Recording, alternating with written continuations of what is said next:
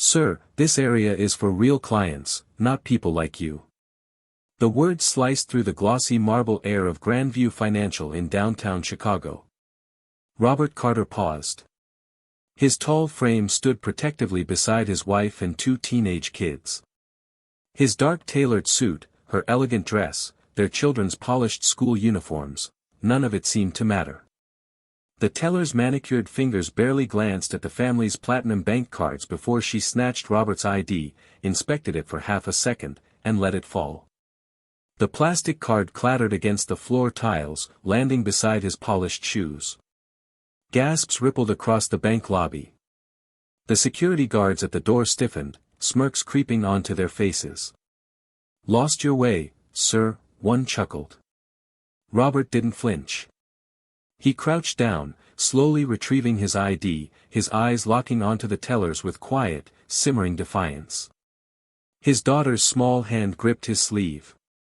But what Robert said next made even the guards go silent. Robert's voice was calm, low, yet laced with quiet power. "I'm here to authorize a wire transfer, and finalize a $3.1 billion investment."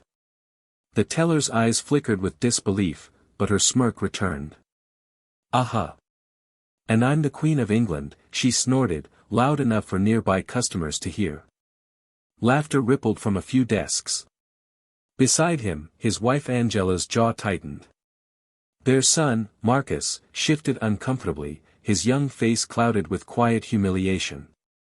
"We came here in good faith," Angela spoke, her tone measured yet firm. "But clearly, respect isn't part of the service." The teller scoffed. "People like you always think money buys you respect." Before Robert could reply, two burly security guards appeared. "Sir, ma'am. I think it's best your family leaves," one said, gesturing toward the exit. Marcus looked up at his father. "Dad, do we really not belong here?" The question burned deeper than any insult. But Robert's next move? It would leave the entire bank speechless. Robert reached into his inner coat pocket, not with anger, but precision. Out came a sleek leather folder embossed with silver letters, Carter Global Holdings. Inside, neatly stacked were partnership documents bearing the Grandview Financial logo, and a signed preliminary agreement for a $3.1 billion acquisition. The teller froze. The guards exchanged glances. "Your executive team," Robert stated evenly, "personally invited my family to finalize this deal. Today." At that moment, a suited man rushed across the lobby, the regional director, face pale as ash. "Mr. Carter. I didn't expect. You didn't expect us to be treated like this?" Angela cut in, her voice steady as ice. Cameras from customers' phones were already recording. The director's eyes darted to the teller, to the guards, then back to Robert. This is a misunderstanding." Robert handed him the ID, the VIP cards, the folder. "I suggest you find out who's standing in your lobby, before your board meets me upstairs." The entire room fell silent.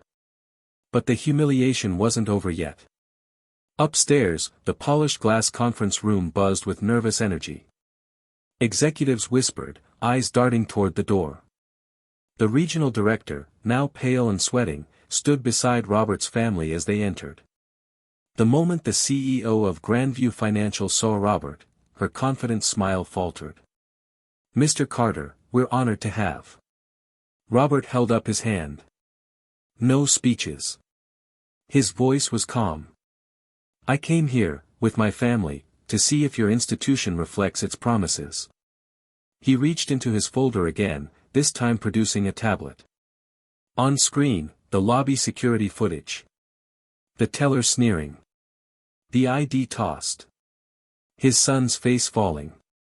His daughter's fearful eyes. The guards forcing them out. Gasps erupted around the table. "Is that how you define respect?" Robert asked quietly. The CEO's face drained of color. "Robert, please, we can fix this." But Robert shook his head. "My children will not grow up thinking money excuses dignity." The room was frozen. But the final blow was still to come. 2 weeks later, the financial world awoke to headlines that rocked the industry. Carter Global withdraws $3.1 billion deal from Grandview, signs with black-owned bank instead. Photos circulated of Robert, Angela, Marcus, and little Naomi standing proudly at a press conference, shaking hands with the CEO of Liberty Federal, a respected, black-owned institution. No harsh words. No public revenge. Just quiet, calculated dignity.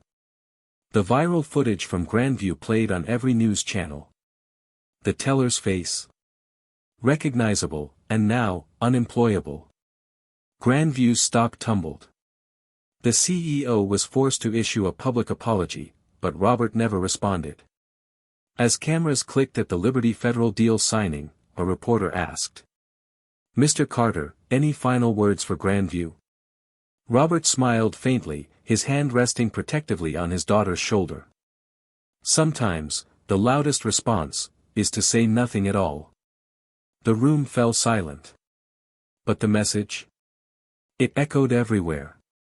Respect isn't given based on color, clothing, or assumptions, it's earned through character. Robert Carter didn't raise his voice. He raised the standard. In a world that still judges too quickly, sometimes silence speaks louder than outrage. If you believe dignity has no color, subscribe, comment your thoughts, and share this racist story.